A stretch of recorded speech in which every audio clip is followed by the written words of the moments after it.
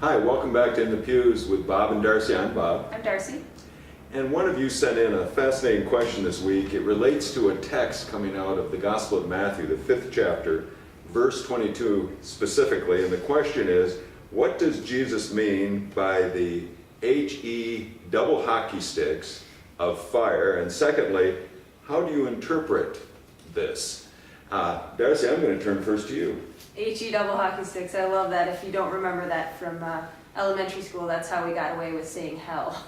And in this passage, Jesus is threatening his disciples with the fires of hell. And it's in a specific context. And so we've got to be careful in interpreting it to put it in the context it was meant.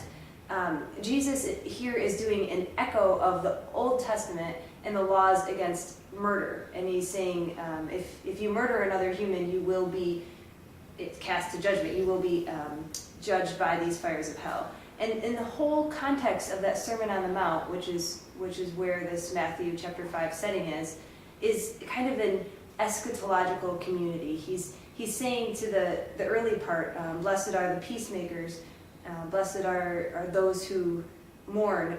They're taking people who are in bad situations and promising them good in the future, perhaps in the life beyond. And so in that same echo, Jesus here is saying, if you don't do this, if there's conflict between humans, if you murder one another, there's also judgment in the life beyond. Yeah.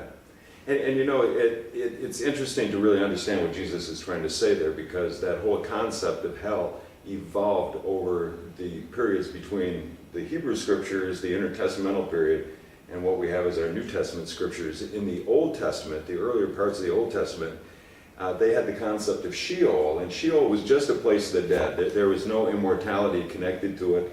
There was no punishment. There was no reward.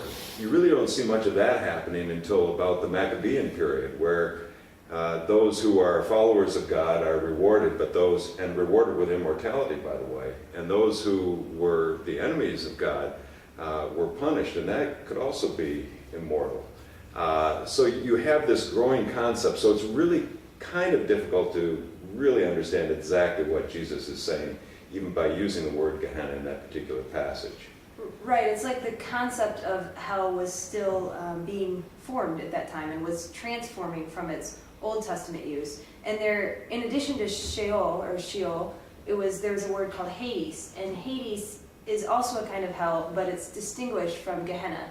And if you look at the Greek text in that verse that you're asking about, verse 22, Jesus uses the word Gehenna, which its difference is that Hades refers to a kind of a purgatory of sorts, and Gehenna is the final resting place. That's where you're going to end up.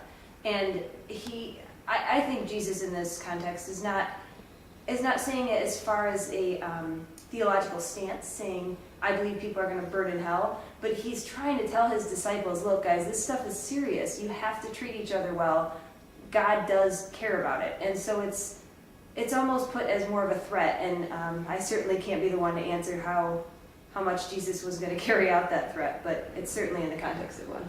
Yeah, and I think finally too, for me, it reminds me not to worry so much about the hell concept, if you will, but to be more focused on trying to live this life that is gift that God has given us, and live it absolutely fully in this life, believing that by God's love and grace we are carried on to an eternal place that is also very, very good. So I think the focus of Jesus there isn't so much on how to do it wrong, but how to get it right.